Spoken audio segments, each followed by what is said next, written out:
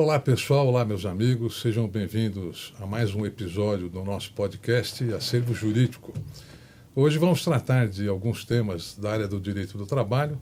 Temos um convidado aqui ilustre, eu logo falo um pouco dele. Quero agradecer a presença do Dr. Sandro Rogério Israel, que é o titular da banca de advocacia, que nos assessora aqui no podcast. Dr. Sandro, muito obrigado pela presença. Eu que agradeço, Lúcio, é sempre um prazer estar contigo aqui. Obrigado, viu? Mais uma vez. Muito bem. O nosso convidado chama-se Dr. Benedito Valentini. Ele é desembargador do Tribunal Regional do Trabalho da 2ª Região, ou seja, do Estado de São Paulo, e é integrante da 12ª Turma Julgadora. Dr. Benedito Valentini, muito obrigado. Vou chamá-lo de Dr. Valentini, se permitir. Eu quero agradecer realmente pelo convite, do senhor ter aceitado aqui comparecer no nosso podcast. Então, é uma honra para nós, um grande prazer, mas quero enaltecer também que a sua presença, ela, além de engrandecer os temas que serão tratados, e o nosso podcast, como eu já havia dito, é mais no sentido de que a gente tem uma proximidade de um juiz com a sociedade. Então, os nossos telespectadores são estudantes de direito, são advogados, são juízes, são amigos, enfim, nós temos uma gama muito grande de pessoas que nos acompanham e a gente precisa desmistificar um pouco essa questão de que o judiciário é distante. Então, hoje a gente tem aqui um desembargador do Tribunal Regional do Trabalho que eu acho fundamental nós tratarmos de algumas questões e mostrar essa proximidade do cidadão, aquele que, investido no cargo, também decide. E que o judiciário não é nenhum bicho de 7 cabeças, que o judiciário ele não pende nem para um lado nem pelo outro, sim pela aplicação da norma jurídica, e que o caso concreto tem que ser analisado à luz do direito. Então, seja muito bem-vindo.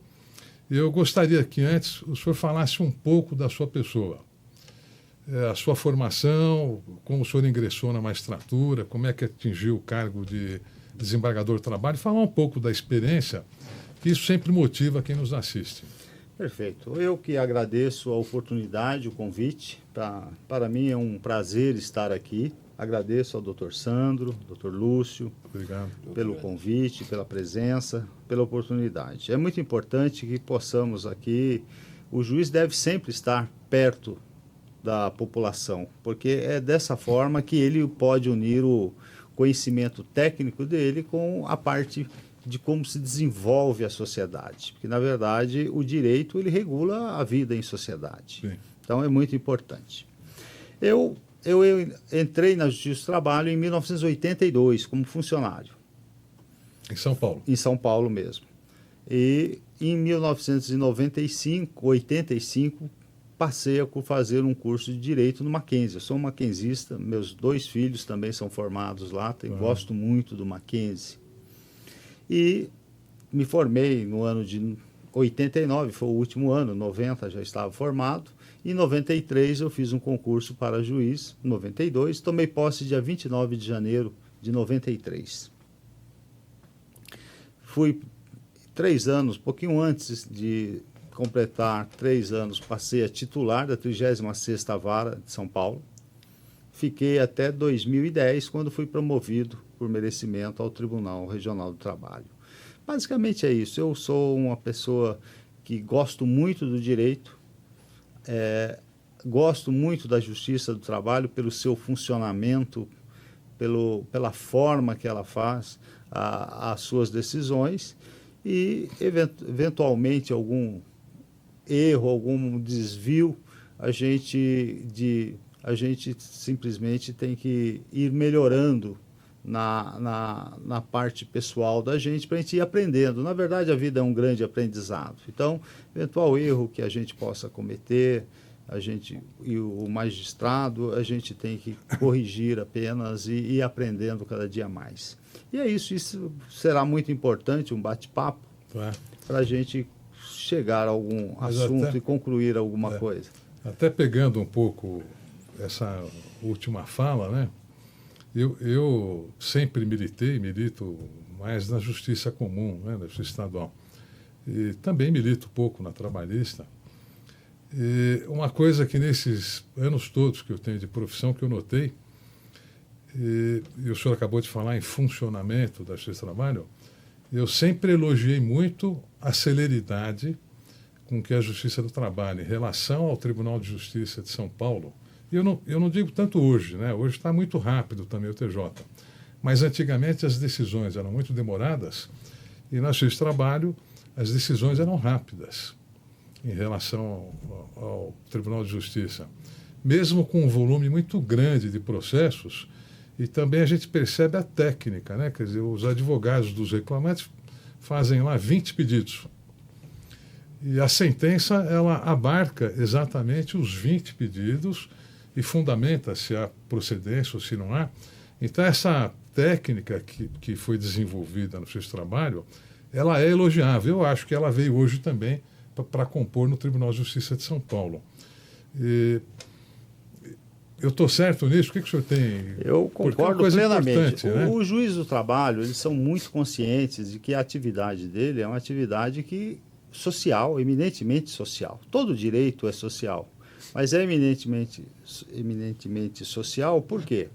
Porque nós estamos tratando de um trabalhador, via de regra, sem emprego, que questiona o recebimento das suas verbas salariais, rescisórias, que é de onde ele tira o seu sustento. Então, não é uma justiça que não deve demorar, que deve dar decisões rápidas, que deve quase que de ofício tomar algumas decisões, e as decisões da Justiça do Trabalho são mesmo. O processo do trabalho sempre foi um processo mais simples, mais rápido, tanto que ele centraliza as decisões, os questionamentos para os recursos, e de tão bom é o processo do trabalho, por exemplo, que nas últimas décadas o processo civil vem copiando o processo do trabalho. Né? Porque o processo civil tinha, se a decisão no tribunal não era unânime, tinha os embargos, né? Hoje, se a decisão mantém o primeiro grau, já não tem mais. O agravo de instrumento que tem no cível, no processo do trabalho, ele sempre é o agravo de instrumento retido, ou seja, só vai discutir na decisão depois.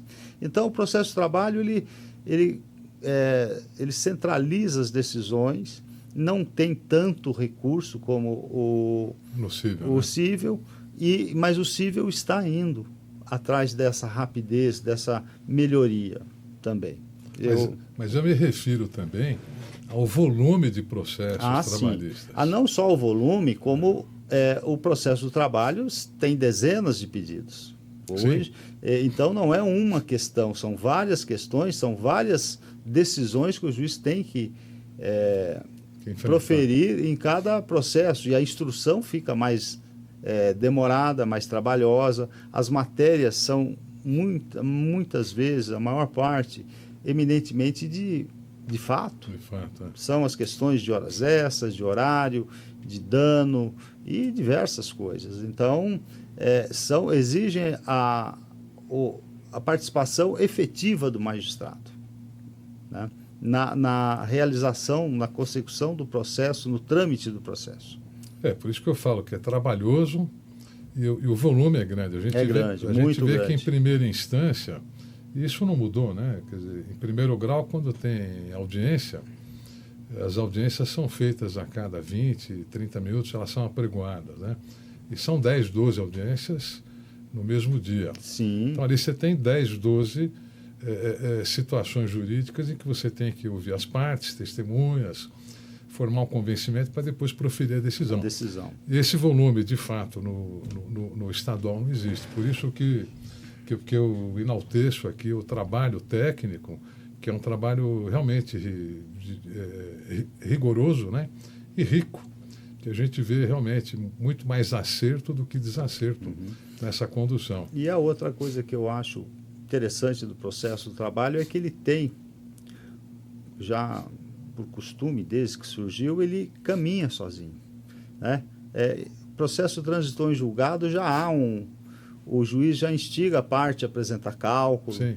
Já homologou o cálculo, ele já emite o mandado de citação para pagamento, Se não paga, ele manda para o oficial de justiça. Então, são todos esses andamentos são de ofício, já é do processo do trabalho. Então, isso não tem na justiça civil. Não tem que requerer tudo. Então, mas esse mecanismo de ofício é mais em prol de uma justiça social, porque dependeria da parte o requerimento de determinados atos, né? Ou é do próprio sistema? Eu acho que é do sistema, do nascimento da justiça do trabalho, que até hoje nós temos aí, aqui em São Paulo, não, muito raramente, eu acho que não vejo, mas tem a parte pode ajuizar a ação sem advogado. Sim. Né? Então tem o jus postulandi, e o jus postulandi ele leva a situação interessante quando o empregador, às vezes é um empregador muito simples, ele vem sem advogado, é o juiz que reduz a termo a sua defesa. Sim. E para ele reduzir a termo essa defesa, ele faz o quê? Ele ouve e reduz a termo. Olha só, o juiz ao mesmo tempo ele vira quase que um advogado, porque ele vai reduzir a termo os fatos, obviamente. Mas é o juiz que vai saber quais são os fatos importantes. É lógico. Então, isso aqui em São Paulo não acontece, mas o Brasil é muito grande. Não podemos esquecer que ainda muitos lugares, há décadas atrás, o processo, o juiz civil respondia pelo processo do trabalho, onde não havia jurisdição trabalhista. Hoje, acho que não acontece mais. E também não podemos comparar São Paulo com outros lugares aqui do Brasil, né? O Brasil é muito grande. Muito grande, é. Mas tá bom. Se me permite, além da rapidez nos julgamentos, a Justiça do Trabalho também tem uma situação que é só dela, na conciliação. Muitos processos terminam na primeira audiência ou na audiência de instrução mesmo. Você verifica que, e é até a obrigação do juiz, o primeiro ato dele é tentar a conciliação. E o CPC também não prevê isso hoje? Hoje veja só, é o que eu digo, o CPC ele está procurando uma linha, uma simplicidade maior também, uma presença mais efetiva do magistrado. E realmente a conciliação é uma coisa muito importante. Salvo engano, a conciliação hoje no seu trabalho, não sei se o doutor tem aí algum tipo de estatística, mas ela resolve em que percentual de ações Eu calculo hoje? que 70% eu acho que resolve. Eu calculo. Pois eu não. não tenho uma estatística formada nisso. Pois não. Mas pelo número de processos que entra, aqui em São Paulo temos mais de 100 milhões de processos. Mas eu me lembro que o Tribunal do Trabalho, até pouco tempo, antes da pandemia, pelo que eu me lembro, eles estimulavam os acordos em segundo grau. Isso Ainda tem? Tem, isso é fruto, veja só, não é fruto só do tribunal, é o Conselho, o CNJ, que estimula o acordo, que estimula a formação de magistrados para fazer a conciliação, fornece curso. Então, a conciliação é o melhor caminho para muita coisa. Porque o brasileiro ele tem um costume de deixar na mão dos outros para decidir a coisa para ele. Ele é difícil e muitas vezes a aproximação das partes é difícil também porque há sempre uma raiva entre um e outro. Não no processo do trabalho, com maior razão essa raiva, porque o empregador acha que ele ajudou o empregado, que é verdade. Mas o empregado acha que ele também ajudou o empregador e que também é verdade. Os dois estão com a mesma verdade, mas o que acontece? Alguém se sente traído no meio desse caminho. O empregado despedido, ele acha que o empregador foi injusto com ele. O empregador que muitas vezes ajudou o empregado a algumas coisas, seja um empréstimo ou qualquer coisa, ou com o próprio emprego mesmo, acha que o empregado, quando pede determinadas coisas, está sendo injusto com ele. Então é isso. Você aproxima um pouco o teu microfone. Mas olha, uma questão interessante, quer dizer, ela nem é jurídica, porque pelo que eu sei não existe, né? Mas em conversas assim eu sempre defendi a compensação pela ingratidão ou a indenização pela ingratidão. Eu vou dar um exemplo. Eu enfrentei uma questão há mais de 25, 30 anos, que era uma pessoa com mais de 80 anos, e a funcionária que trabalhava na casa dele foi dispensada e entrou com uma ação pedindo várias coisas. Ele tinha acho que 85 anos, e ele ficou profundamente magoado com esse gesto dela ter ingressado com uma ação, e ele disse: olha, eu comprei o terreno da casa dela e eu ajudei a construir a casa dela. E ela está me pedindo tudo isso, ela não tem direito. Eu falei: não tem o que ser feito, você fez de coração, foi mera liberalidade, mas talvez um dia ainda venha alguma doutrina, alguma legislação que permita que você compense pela ingratidão. Quer dizer, eu te ajudei num determinado ponto, você tem onde morar, tua casa vale 100, você está pedindo 20. Se você levar os 20, você tem que devolver 80. Eu sei que é uma tese quase que impossível, mas o reclamado, o empregador, se ele se sente traído ou magoado por uma questão dessa, ele muitas vezes ele fecha até a possibilidade de conciliar. Sim. Porque ele fica entristecido com a pessoa, né? Quer dizer, com o fato de falar: eu ajudei. Esse caso que eu citei, quantos outros que empresas pagam o funeral do pai do reclamante, passagem aérea e etc. Paga a faculdade, depois pedem a integração como salário. Mas sabe, eu trabalhei 17 anos na primeira instância, eu me deparei muito com isso. E fora casos de parentes, né? Às vezes alguém contrata o sobrinho, cunhado. Mas não tem como resolver, né? Não tem. Eu sempre disse o seguinte: o que você faz de bem, além, coração. É Deus que vai te dar o retorno. Não tem como pedir esse retorno. No processo, não. Então, e é uma situação muito delicada. E isso a gente precisa aproximar as partes para realmente tirar essa briga, esse mal-estar que há entre as partes, esse sentido de traição, né? Porque é um fato, né? É um fato. É um fato. E eu só levantei essa questão. Eu sei que hoje é impossível, né, tratar do tema, mas quem sabe um dia isso venha à tona, né, e se possa fazer a compensação material para que se faça justiça, né? Mas enfim, vamos tocar a bola aqui. Antes de iniciar aqui as questões, eu ainda vou um pouco mais além. Quem é um empresário hoje, o pequeno e médio empresário hoje? É um técnico do seu segmento, um profissional, um bom vendedor que acha que tem as mesmas condições de patrão de montar o seu negócio. E quando ele o faz totalmente despreparado. Ele não conhece, ele abre a porta não sabendo que toda aquela legislação trabalhista entra junto com ele dentro da empresa. E ele não conhece nada, ou pelo menos quase nada, do direito trabalhista. E por isso, talvez, que ele se sinta depois, ou sinta que aquele funcionário é ingrato, porque o funcionário, muitas vezes, estou dizendo que são todas, sabe mais do que o patrão dos direitos que eu acompanho. É isso mesmo. E ele, depois de algum tempo, quando verifica que foi acionado via Justiça do Trabalho, se sente ali prejudicado por algumas questões que, quando fez, achou que estava beneficiando e não sofreria, vamos tratar de ingratidão. Mas, na verdade, o próprio funcionário está buscando ali o que lhe compete, o que é de direito. Isso, é o que é de direito. Não se pode compensar, né? E também tem o seguinte, no Brasil tem-se essa vontade de todo mundo querer ser dono do seu próprio negócio. Eu tenho minhas dúvidas se isso é bom.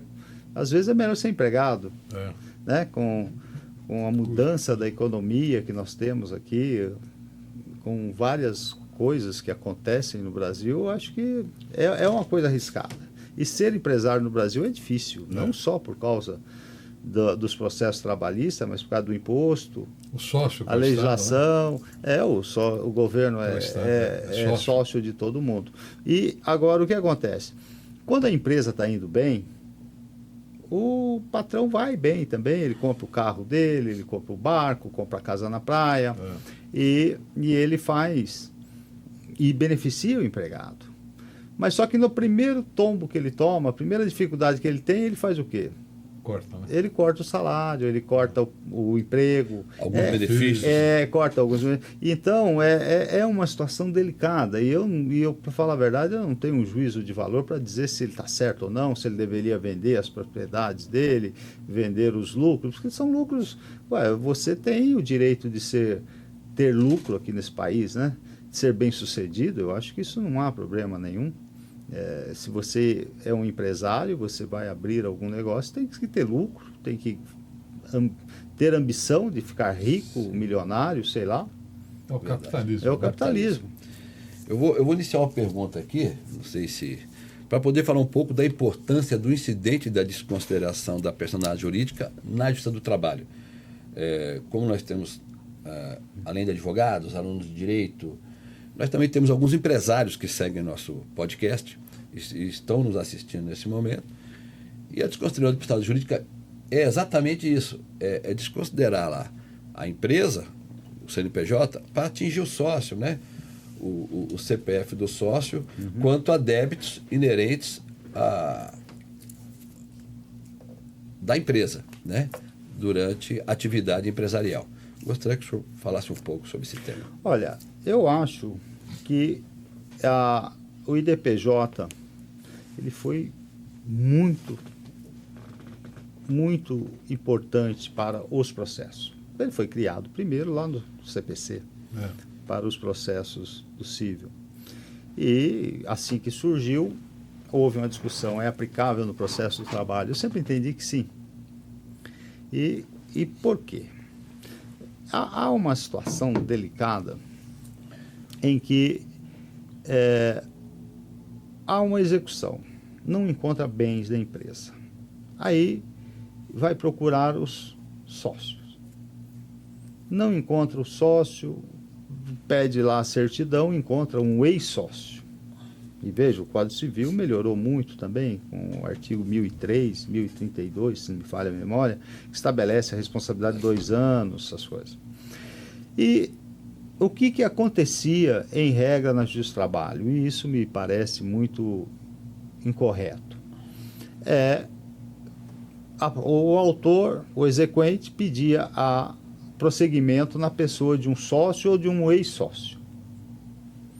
O juiz colocava um J.defiro e mandava penhorar, porque a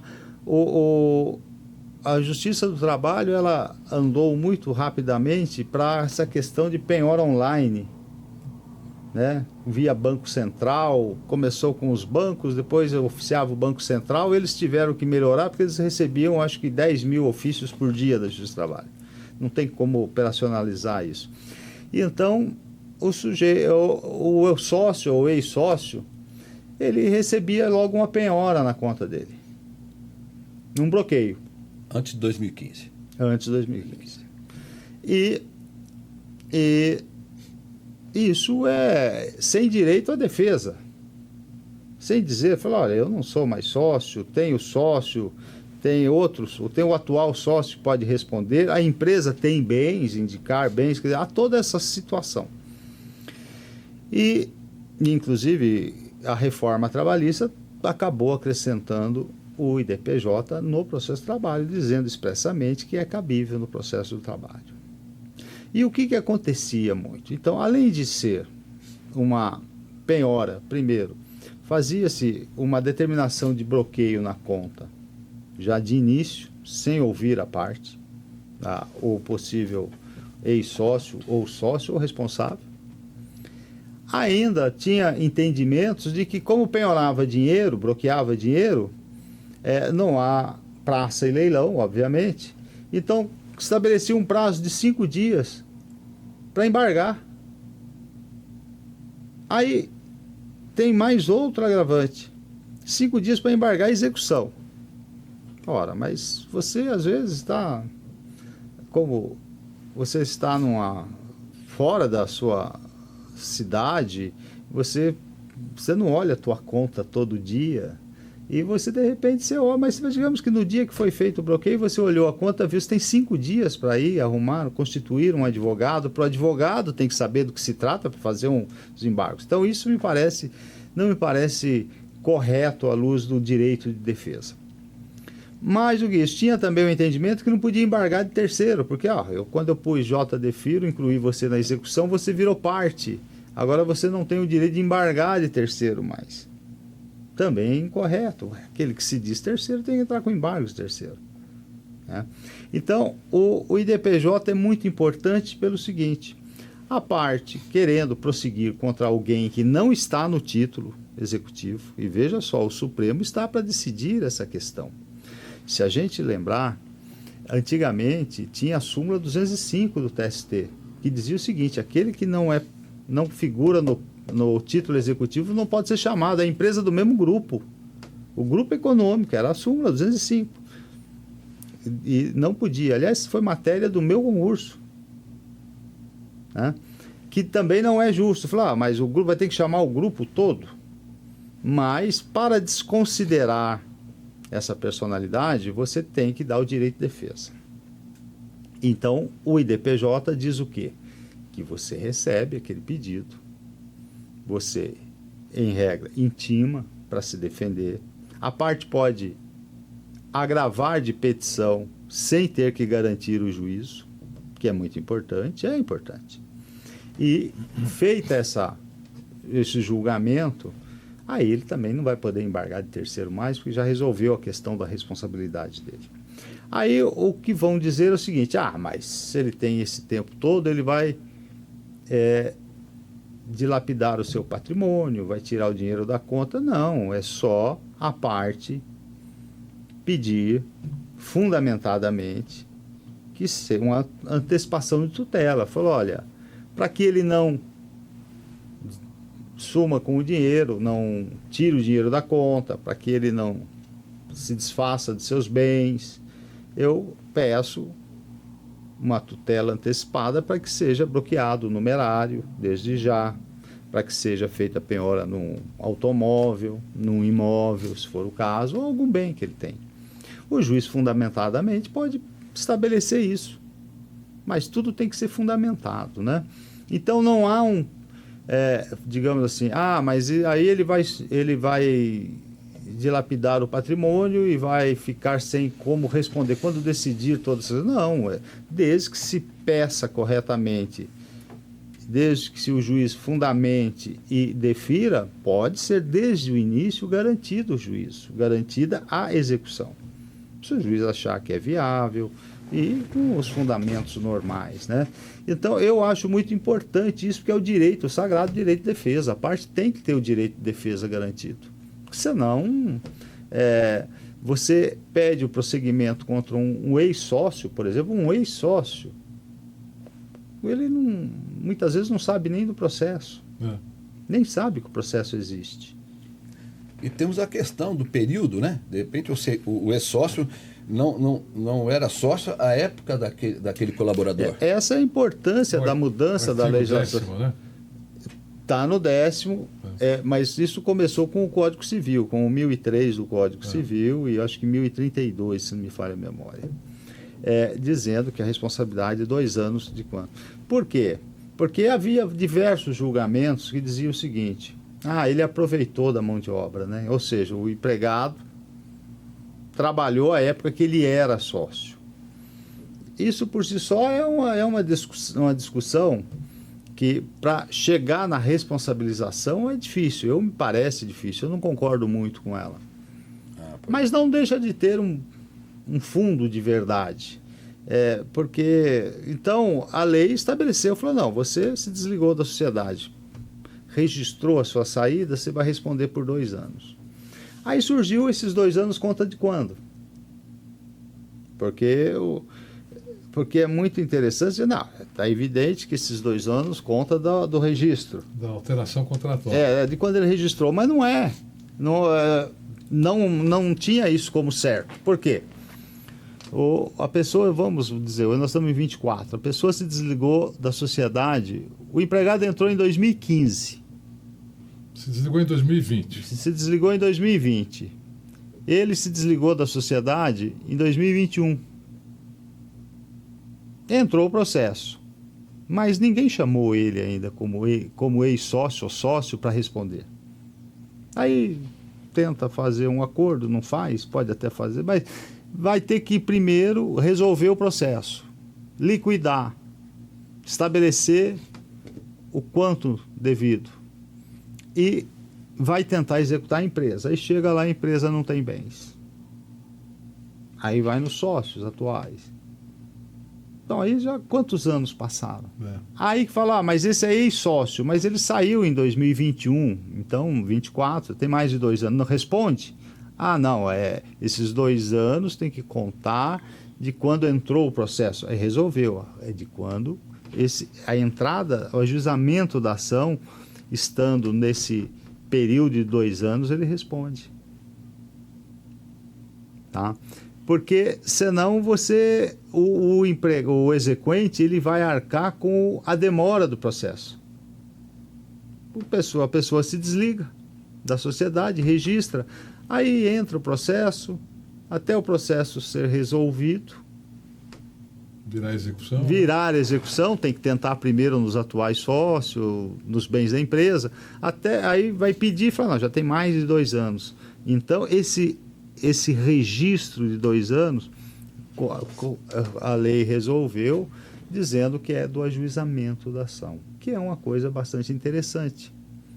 Então, quando alguém se desliga de uma sociedade, ele precisa ficar atento, falar, os processos que estão sendo ajuizados ou que estão em andamento aqui, até 2 anos, ainda posso ser chamado a responder.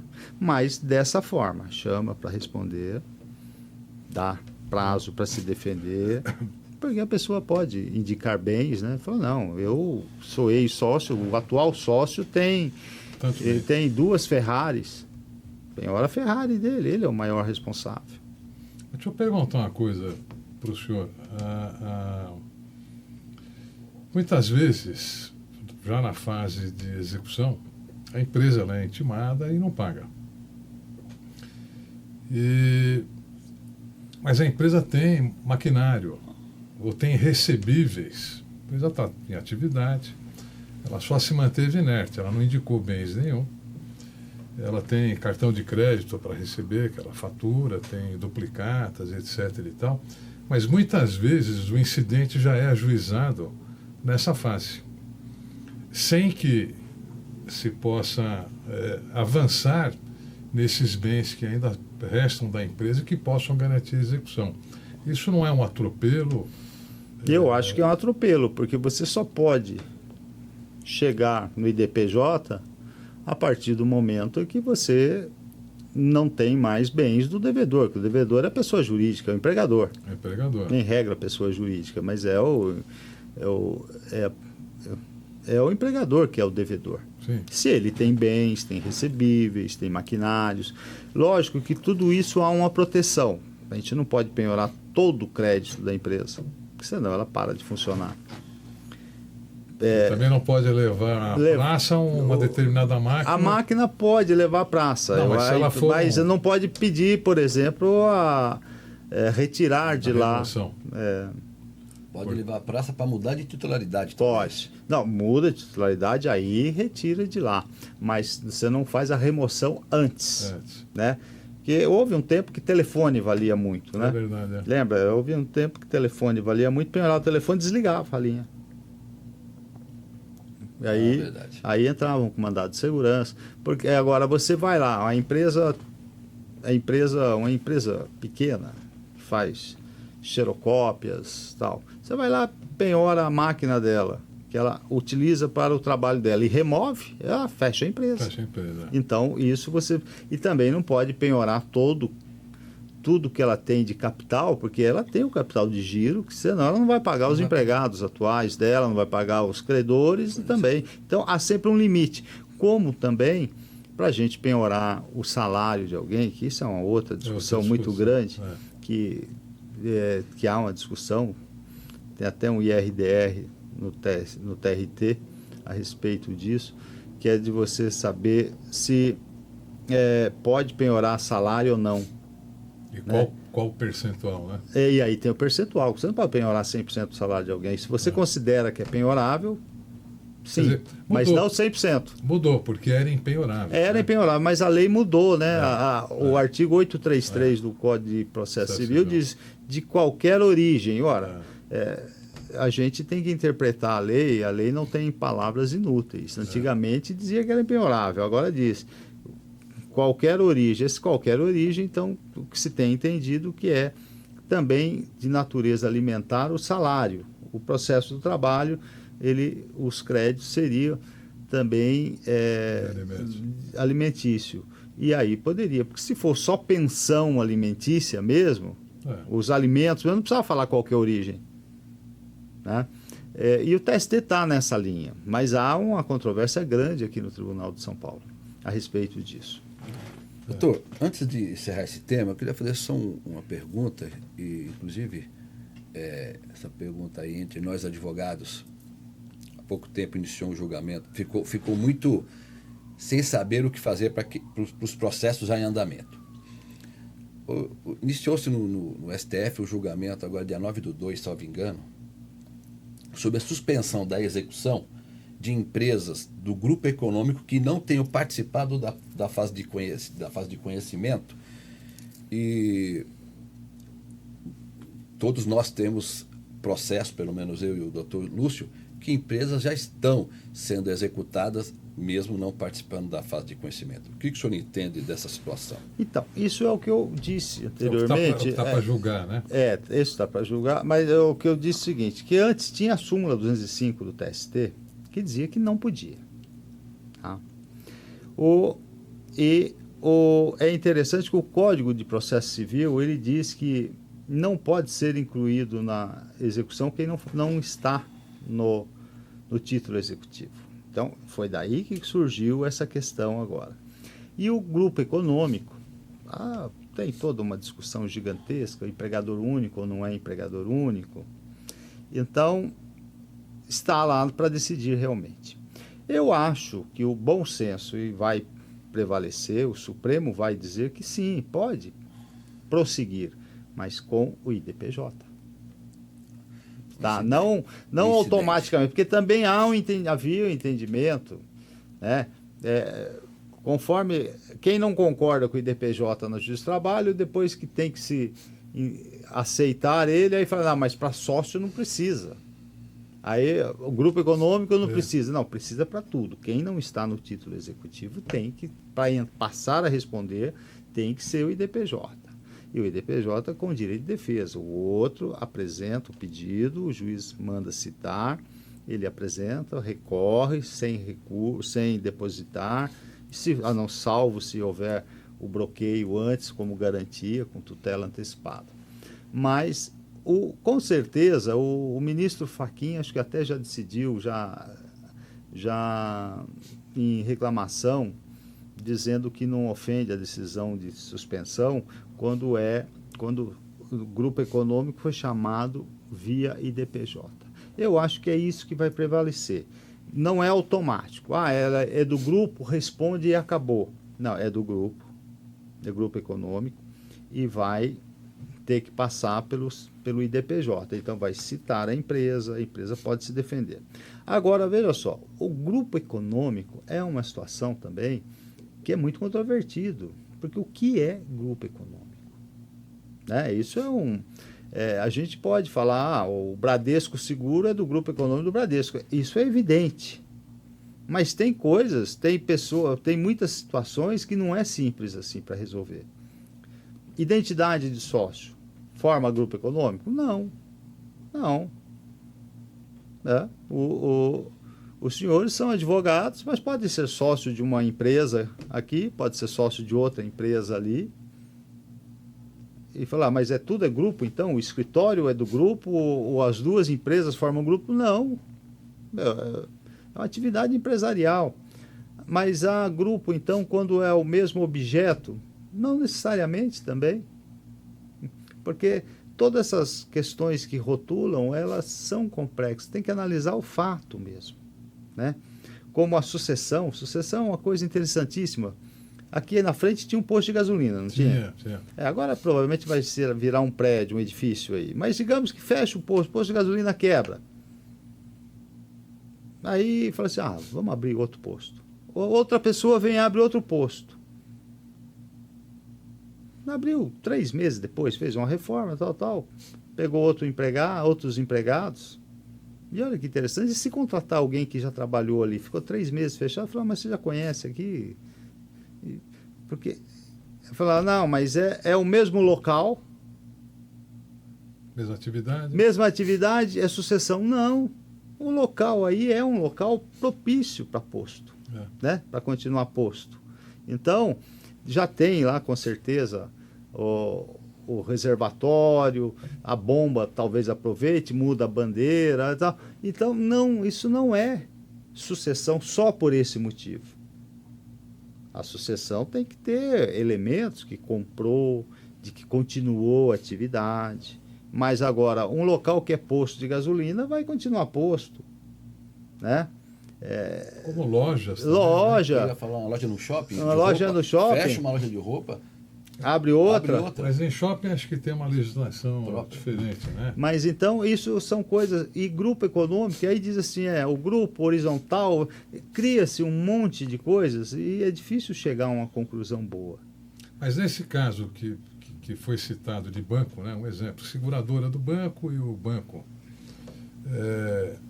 abre um incidente de desconsideração, mas nesse caso, assim, a princípio não tem nem defesa, né? Porque se ficar comprovado que realmente é o grupo... Que é o grupo, aí responderia. Responderia. Mas agora veja só que coisa interessante também. Que eu tenho algumas decisões nesse sentido que chama a desconsideração inversa. Desconsideração inversa, o que é? Muitas vezes mandam prosseguir a execução contra uma outra empresa, que não tem nada a ver com a outra, mas só que tem identidade de sócio. Então, tem 5 sócios aqui dessa empresa que é a devedora no processo. E lá na outra tem 5 também.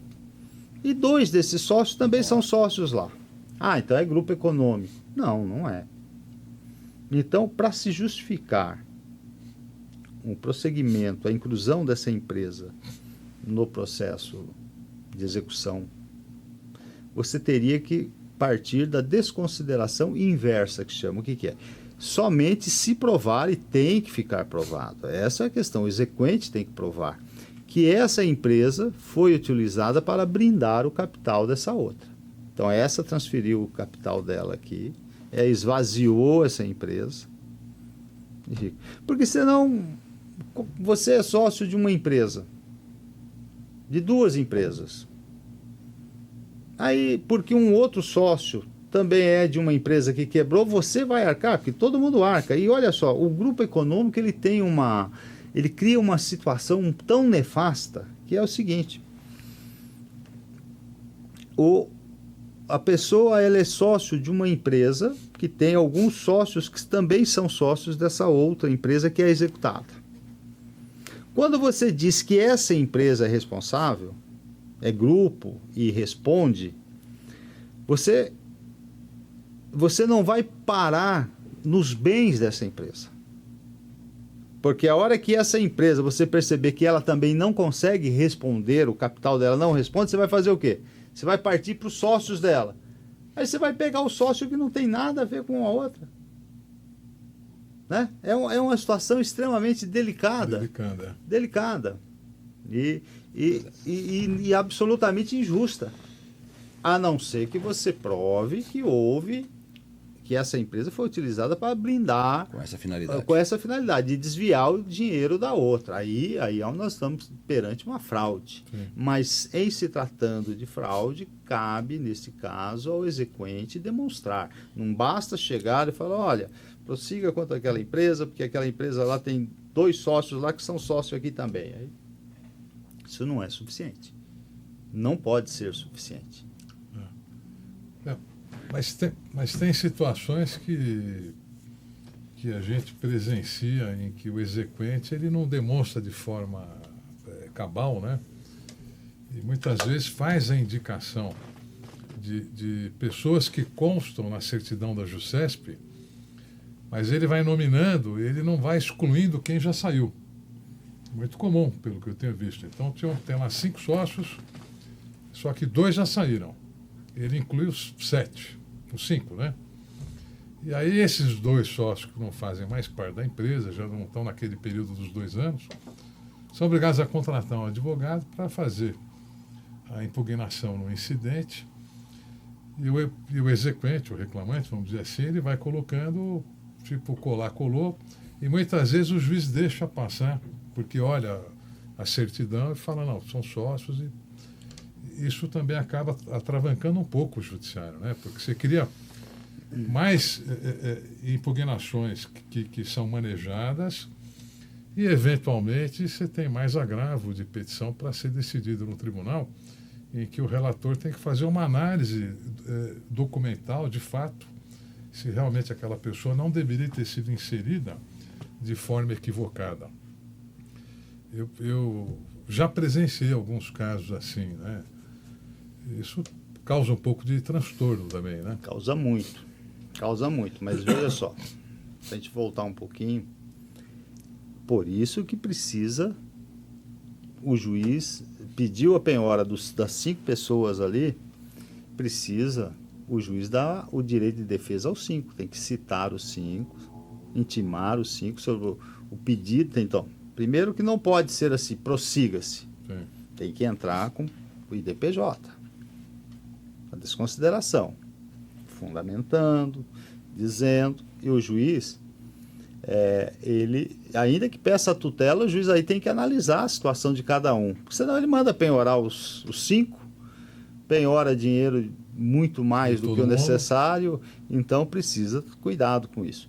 Mas precisa dar o direito de defesa para cada um, e cada um vem. Agora, há um inconveniente realmente, porque na Justiça do Trabalho não há quase, os honorários agora estão mais ainda difíceis de se condenar o autor da ação, o reclamante, o exequente.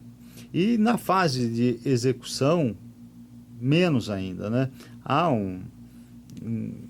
uma discussão se caberia honorários na fase de execução, principalmente de ações coletivas. Tá. Que nós temos algumas ações coletivas aqui, que foi procedente a ação, depois desmembra o processo, tem um aí com mais de 8.000 beneficiados, acho que já entraram 4.000 processos, talvez, para executar.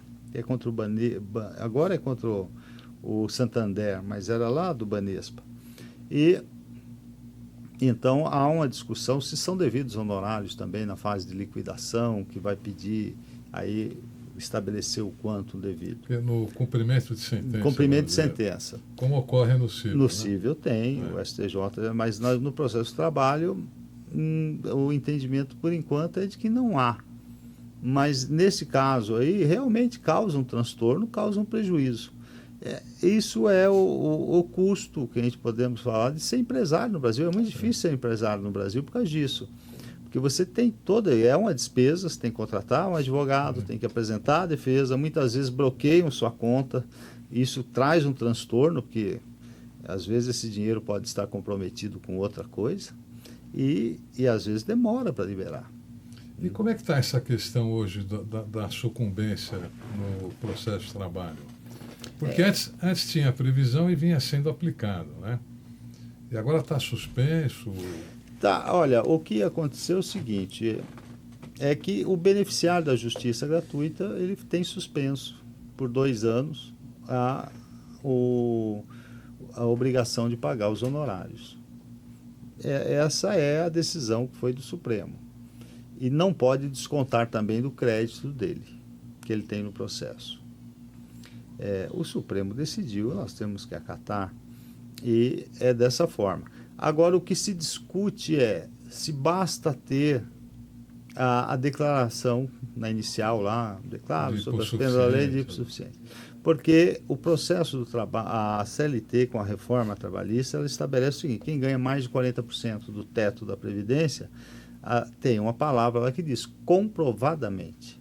Bora, se é comprovadamente, então não é só a declaração, mas o TST tem entendido que basta a declaração. E neste caso, ficou mais difícil obter a justiça gratuita no processo do trabalho que no cível, porque no cível não tem esse comprovadamente. Fez a declaração, o juiz defere. Cabe a impugnação. O que eu acho que é mais importante, seria mais importante, as empresas, ao apresentar uma defesa, impugnar o pedido de justiça gratuita e tentar provar que não há necessidade. Porque, às vezes, difícil, né? Não é tão difícil, é que não há realmente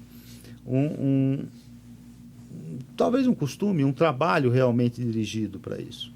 Porque não vamos falar do 90% dos processos, que realmente o empregado, o ex-empregado, o empregado não tem como pagar.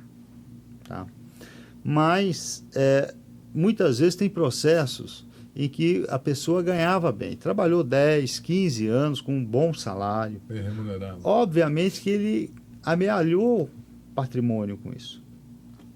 Porque ter condição de pagar os custos do processo é ele ter bens para garantir isso. Não é ele receber salário para pagar. Porque o argumento é o quê? Não, ele ganhava bem, agora ele é desempregado, ele não tem.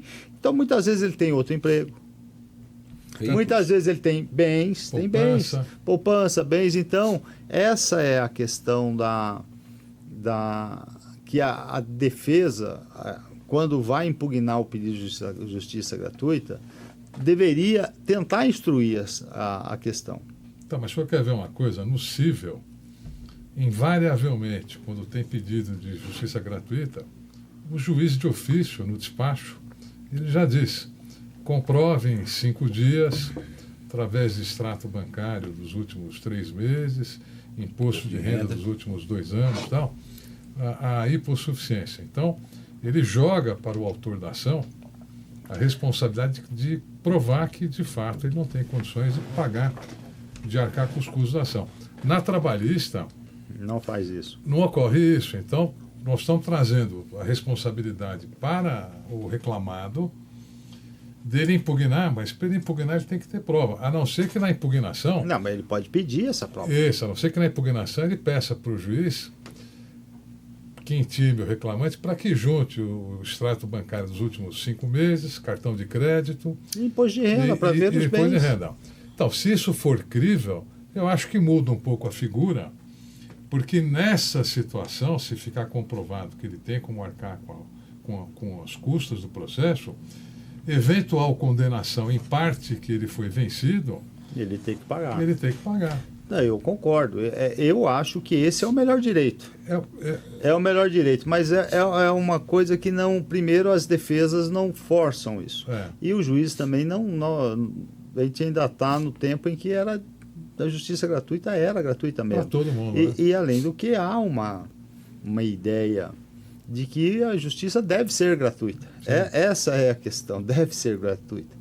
Então, causa estranheza, porque o que me parece, às vezes, que pode acontecer, é que há um abuso nos pedidos.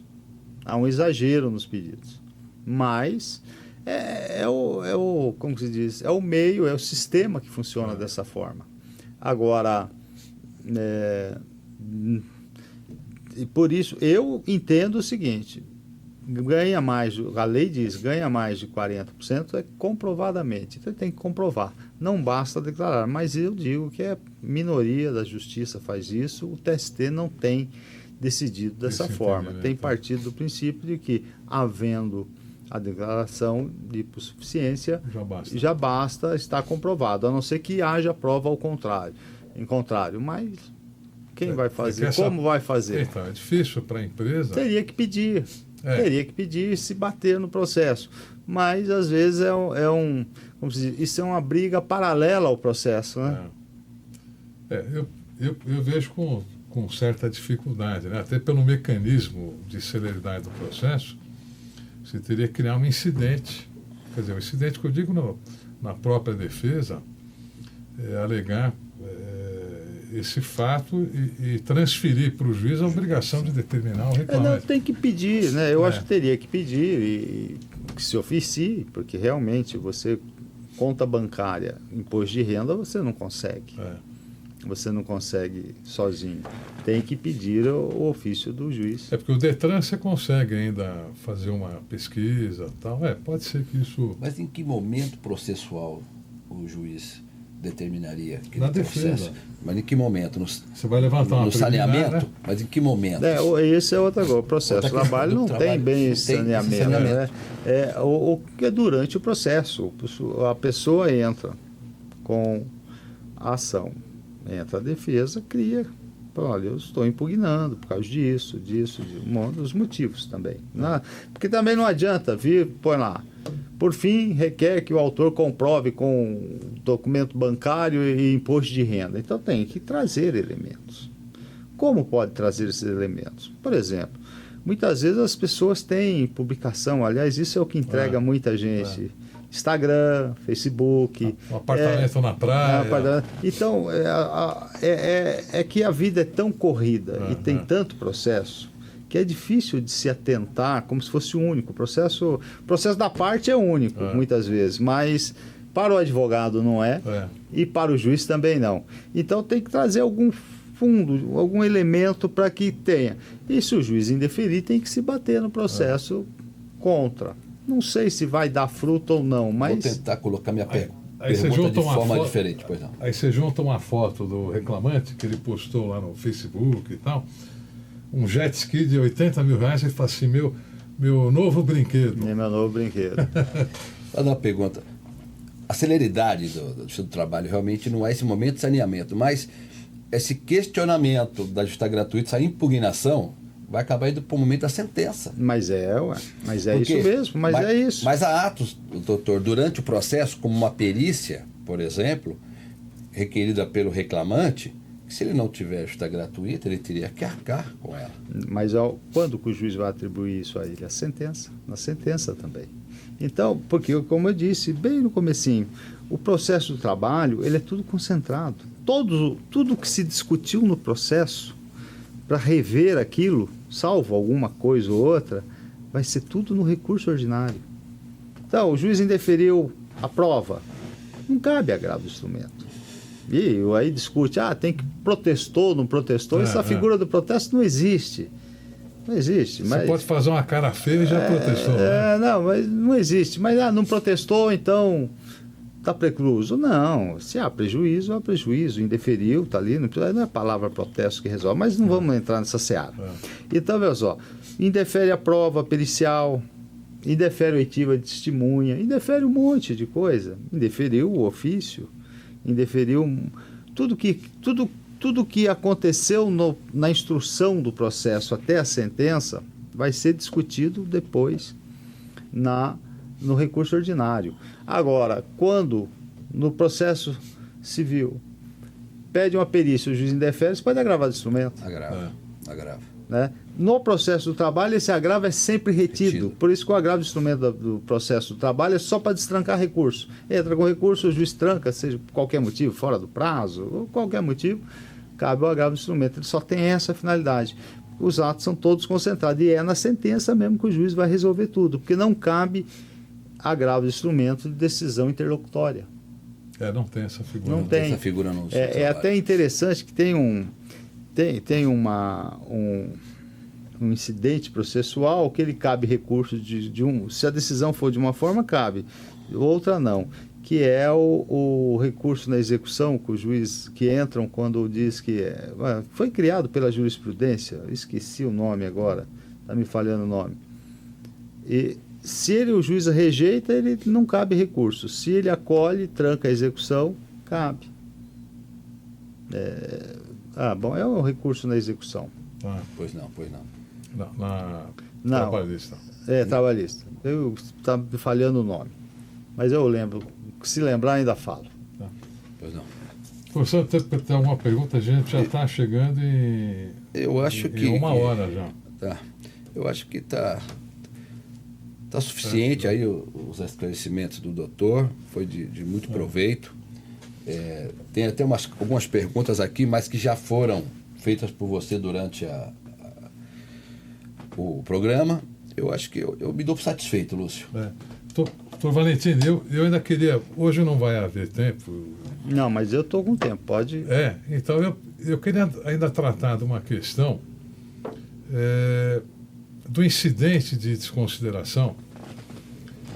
Quando que ele tem que ser processado no juízo da recuperação, no juízo da falência, porque tem sempre essa discussão, né? Quando a empresa está em recuperação e ela é convolada em falência, aí durante o processo de conhecimento, a fase de execução, vem o reclamante e maneja lá um incidente de desconsideração. E tem casos em que a gente vê decisões simplistas que falam tem que habilitar no juiz da falência, o reclamante. E tem outras decisões mais fundamentadas que dizem intime-se os sócios da falida para que apresentem a sua impugnação. Quer dizer, a gente tem um pouco de dois mundos aí, né, diferentes. Uhum. Quem é que, em tese, quer dizer, como é que tem sido tratado isso nos tribunais com maior propriedade? A gente vai transferir para o juízo da falência ou pode ser no juízo especializado? Esse assunto demandaria 3 horas de programa. Pois é. É um por isso que eu assunto falei que tormentoso, e toda vez que nós tratamos de competência, há como se fosse um ciúme, uma briga para saber, todo mundo quer ser o competente, me parece. Mas vamos lá. O processo de recuperação e o processo falimentar é um processo de um juiz único, que é o juiz do cível. Tem que ser assim. A começar porque todo o patrimônio da empresa irá ser analisado lá, é como as dívidas. E a única forma de ter um tratamento igualitário, equânime, é que seja um juiz só que decida todas as questões. Então, o juiz natural é o juiz da recuperação ou o juiz da falência. O da falência com maior razão. Na lei da falência diz o seguinte, que só o juiz falimentar tem competência para fazer a desconsideração. Mas essa questão já foi levada ao Supremo e o Supremo, digamos assim, amenizou um pouco. Então, no meu entender, essa é uma discussão que vai muito longe ainda. No meu entender é o seguinte, se há a recuperação e se há a falência, a empresa, a desconsideração pode ser feita no juízo do trabalho. Nas duas coisas. Na falência, a lei é expressa dizendo que só caberia o juiz lá. Mas em que situação? Desde que aquele sócio, ex-sócio, ou pessoa que virá, ou grupo econômico, que é aquele que será chamado a responder pela dívida, não esteja fazendo parte, integrando a falência ou a recuperação. Porque senão não tem sentido. Se o juiz, ao fazer decretar uma falência e determina o alcance dessa falência, por exemplo, para 1, 2 empresas do grupo, não pode a Justiça do Trabalho executar essas empresas. Por quê? Porque todo o patrimônio dessas empresas serão utilizados para responder à falência. Então não há como. Todos os créditos. Né? Todos os créditos. Vai integrar a massa. Então, esse é o divisor de águas. Pode ter a desconsideração aqui? Pode. Aqui que eu digo é o juiz do trabalho. Né? Pode haver? Pode, desde que o que vai ser desconsiderado ou chamado para responder no processo, pela execução do processo, não integre a massa, o processo falimentar ou de recuperação. Se ele foi chamado lá, se ele está sendo processado lá, é lá que tem que resolver, porque qualquer coisa que se arrecade aqui vai ter que levar para lá. Né?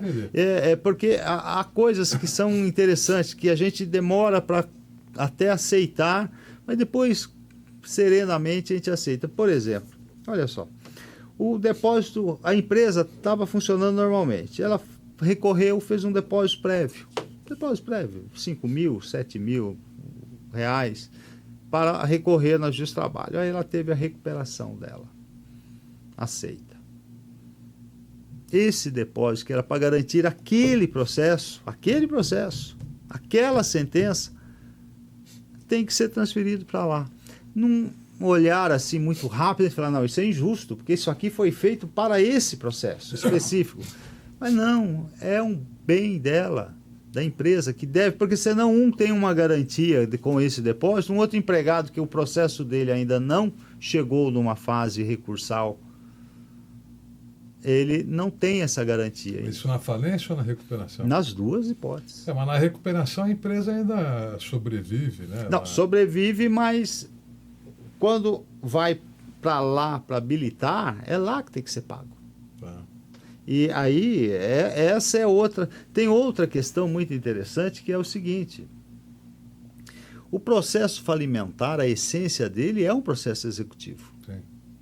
E como é que a gente pode aceitar a ideia, então, de, por exemplo, a pessoa habilita lá e depois quer prosseguir eventualmente aqui na Justiça do Trabalho? São duas execuções, né?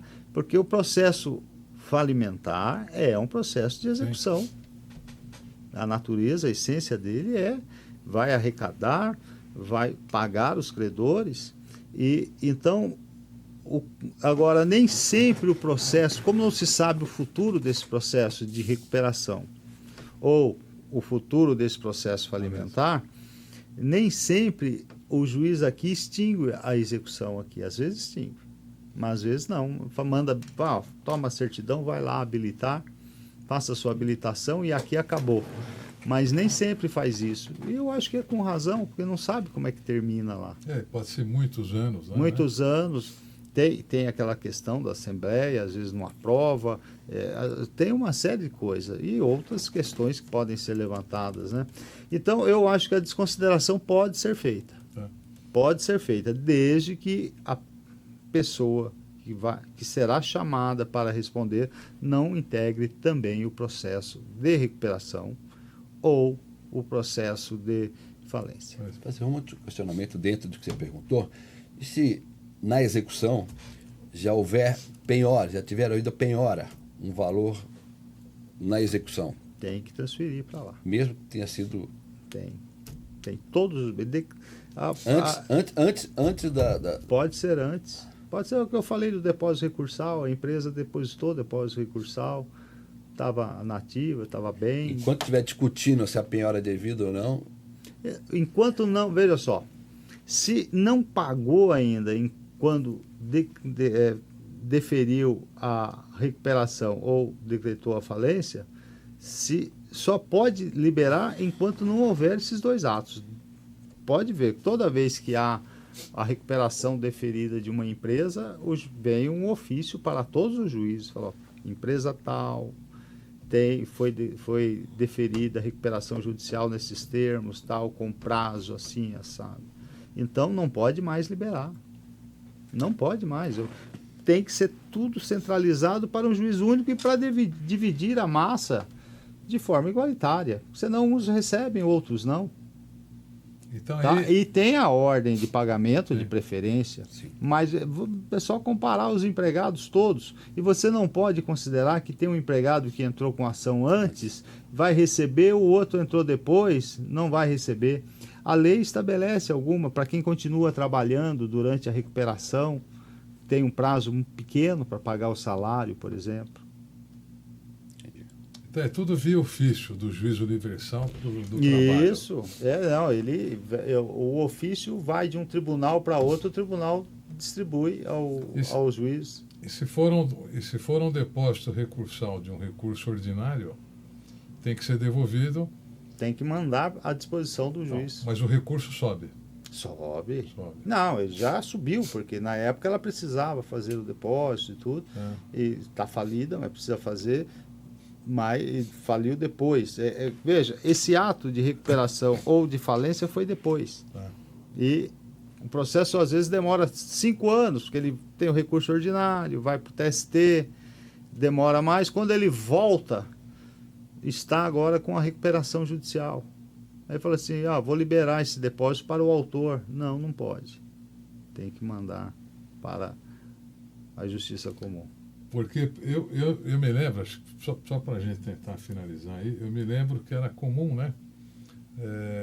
Se a empresa é solvente, não tem nenhum problema de restrição, de recuperação, nada, já na fase da execução era comum levantar o depósito recursal para o reclamante, né?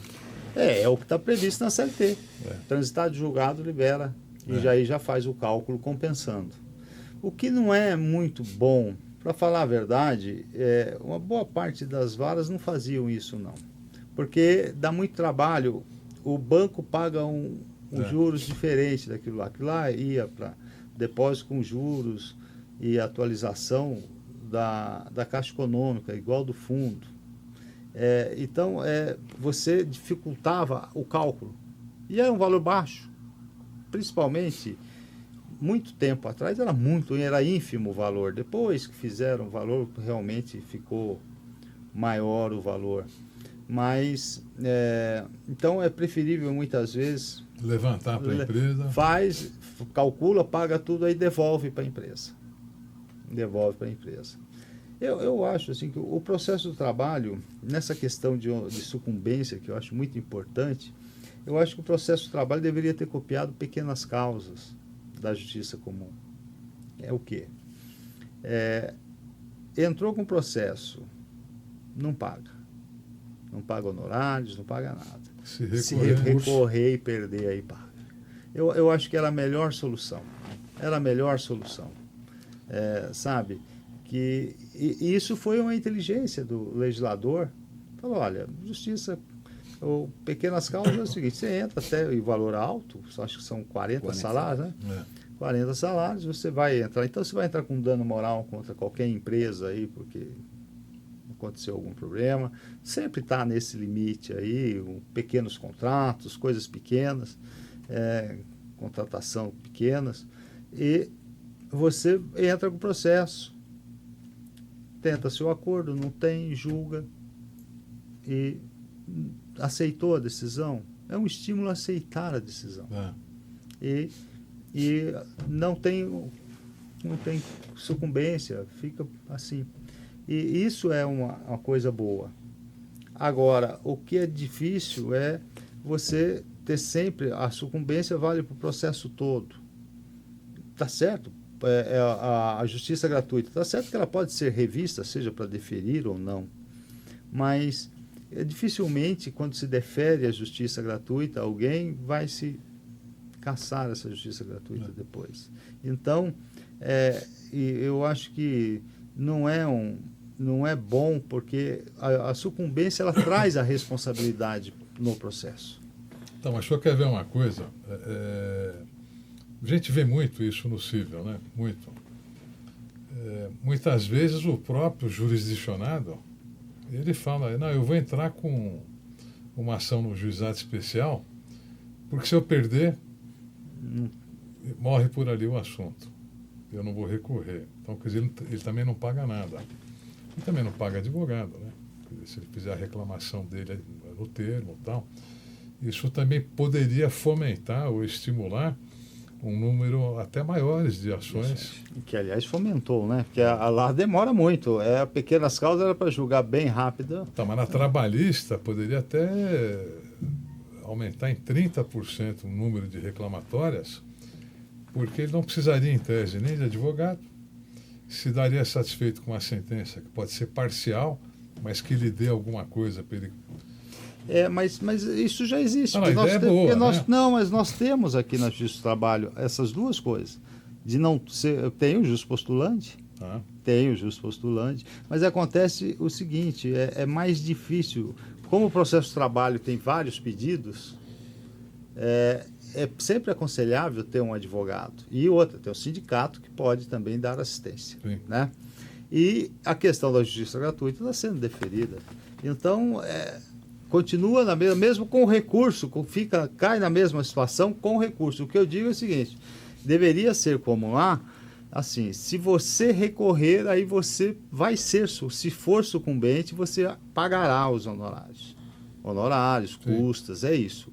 Porque nós temos outras despesas no processo, tem perícia, né? E a perícia é uma coisa muito importante, porque ela tem que ser muito bem feita, porque o juiz não tem uma questão de conhecimento técnico.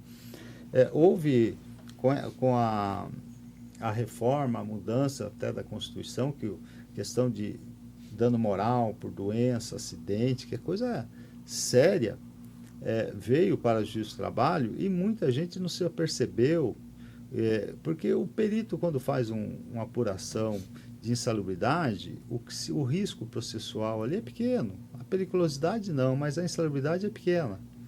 Agora, uma doença profissional precisa ser muito bem avaliada para os dois lados, para o empregado e para o empregador, porque às vezes tem um empregado com 30 anos, tem uma doença, chega-se à conclusão de que ele perdeu 50% da sua capacidade de trabalho, a idade está em quanto? 76, 77 anos, ele vai receber 50% de salário durante esse período todo, 40 anos ou mais. Isso é uma condenação muito pesada. Uma doença profissional. Uma doença profissional, né? Porque se ele teve uma perda da capacidade laborativa de 50%, ele tem que ser indenizado de 50%. E isso então isso é um processo que causa um risco grande para a empresa. E no começo, quando esses processos vieram, não havia o necessário cuidado. Precisa ter perito especializado para isso, porque também não podemos ter um empregado que está doente e o perito achar que ele não está. Ou o inverso. Ou o inverso, os dois lados. Aí a perícia boa serve para os dois lados. E não adianta ter a perícia da Previdência, que geralmente tem lá também, porque a da Previdência não trata da culpa. É a responsabilidade objetiva da Previdência. Então nós temos uma situação delicada. Esses processos são processos que eles têm uma importância grande e para muitas empresas pequenas, por exemplo, tem muita importância esses processos, porque a condenação pode ser muito alta, pode tornar inviável o prosseguimento da empresa. Né? Não, de fato é isso. Então, doutor Valentini, olha, chegamos em 1h20 e ainda faltaria muito tempo para a gente conversar. Eu quero fazer um convite que o senhor retorne aqui. Será um prazer. Quando tiver nova disponibilidade. E queria tratar de alguns temas, se for possível, se aceitar. Queria tratar um tema que preocupa muito hoje as empresas e também os funcionários.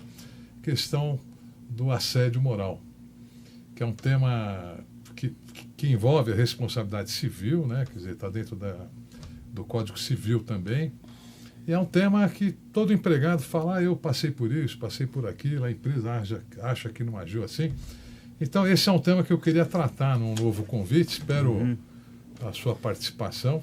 Esse é um assunto muito importante. Então. Principalmente pelo seguinte, as empresas têm que atentar que isso é outra coisa que surge, é uma mudança muito boa e importante, que a sociedade não está aceitando determinados atos mais, mas os empregadores têm que ter a consciência do seguinte, de orientar e exigir muito da chefia intermediária, para que a chefia intermediária, principalmente a intermediária dali, para cima, não cometa esses erros. Porque o que se percebe muito, ou se percebia muito nos processos, é o quê?